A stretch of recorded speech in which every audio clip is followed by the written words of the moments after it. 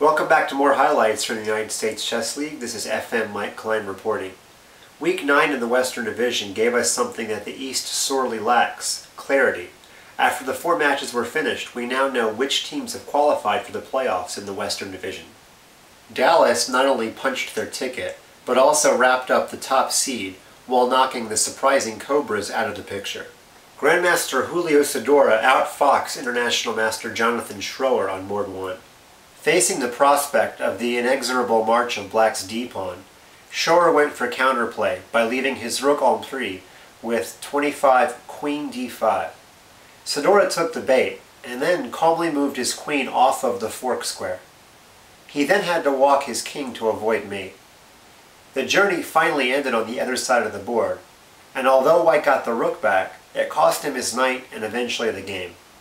FIDE Master Casa Quarterly held Grandmaster Conrad Holt to a draw on board 2, but when the Cobras team MVP Craig Jones fell to National Master Artur Safin on board 3, the Destiny clinched the top playoff seed.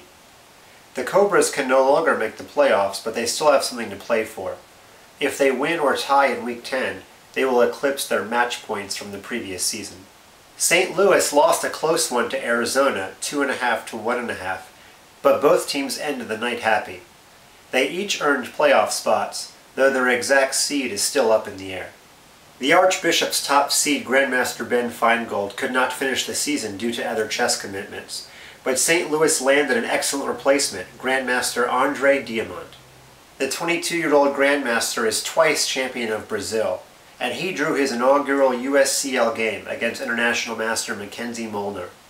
Boards 2 and 3 also could not produce a winner, but the Scorpions National Master Deepro Chakraborty got his team into the playoffs by beating National Master Nolan Hendrickson. The more active queen trumped the more active knight, as White won a queenside pawn and slowly simplified. Hendrickson was probably losing, but ended his chance at counterplay with 48 knight takes h5. Chakraborty got his pawn back and centralized his queen, then simply traded knights. If Black takes back, then queen f3 check is simple, so the advantage increased to knight and pawn, which White won easily. The final playoff spot goes to Seattle after a 2.5 to 1.5 win over San Francisco. The Mechanics will now miss the playoffs for only the second time in 8 years. The Sluggers had their 2700 GM fly in again, and it worked as they got wins on the top 2 boards. Grandmasters Varushin Akobian and Vinay Bhatt had some exotic maneuvering on board 1. 24 rook c7 was hardly a harmless rook lift though, as this cleared out c8 for the Black Bishop to trap White's queen. So what did Akobian do? He ignored it and tried to take advantage of Bhatt's stagnant development. White got a rook, bishop, and most importantly an open file in exchange for his queen. Facing the prospect of the king's rook invading, Bhatt ditched his last rook and tried to open the position for his queen, but it was Black's king that was eventually exposed. Bhatt got a half-dozen checks.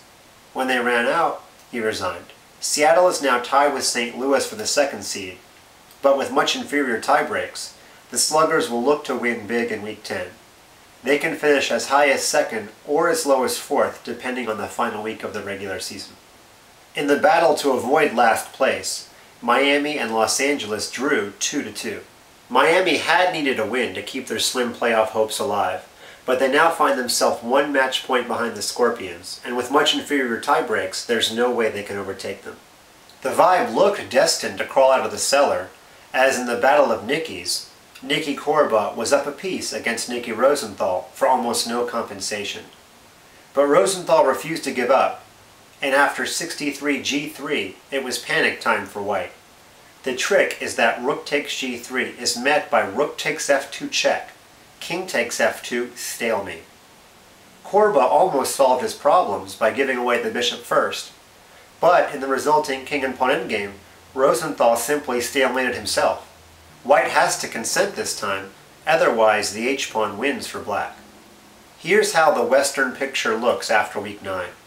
As you can see, Dallas has clinched the top spot, while teams 2 through 4 are all jockeying for position, but they've confirmed their spot in the playoffs. The 2 California teams and the 2 Eastern Time Zone teams are left out in the cold, but they're still trying to avoid last place. Unlike the Western Division, None of the 8 Eastern Conference teams have guaranteed themselves a spot in the playoffs. And with the after effects of Hurricane Sandy pushing most of the matches back in Week 9, they'll all have to wait a little bit longer to see what will unfold. Until then, we'd like to thank our sponsors, PokerStars, Chess.com, and the ICC.